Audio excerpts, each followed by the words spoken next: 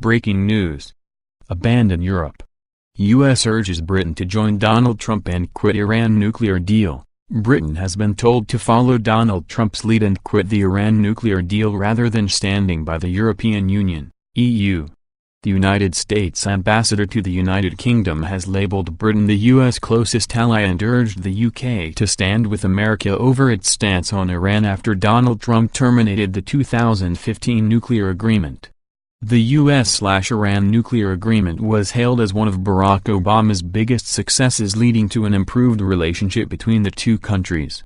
However, in recent months relations have deteriorated as Trump has become increasingly critical of Iran. In an article for the Sunday Telegraph, Robert Wood Johnson said the Iranian regime is squandering its money on proxy wars and malign activities abroad.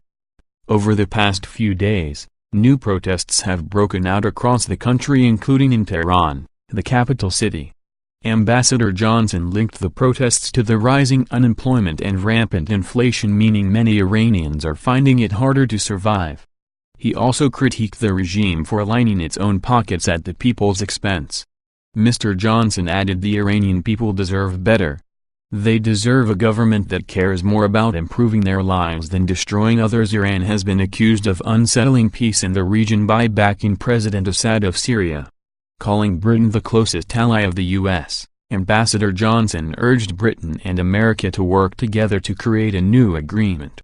Mr. Johnson believes that if the U.S. and Britain present a united front, then more pressure can be applied to the Iranian regime. He said, "We are asking global Britain to use its considerable diplomatic power and influence and join us as we lead a concerted global effort towards a genuinely comprehensive agreement. Together, we can help bring about the peace and prosperity in Iran that the whole world wants to see." His comments come after the first phase on new sanctions the U.S. were imposed on Iran on the 7th August. These included limits on the automation industry as well as gold and precious metals. A second phase of sanctions are due to be introduced on 7th November, which will include Iran's oil exports. Mr. Johnson has said America wants the UK supporting them as they aim to force Iran to change the way the country is run. However, he said the U.S. will not resume commercial and diplomatic relations until tangible and sustained changes are made so that Iran behaves like a normal country.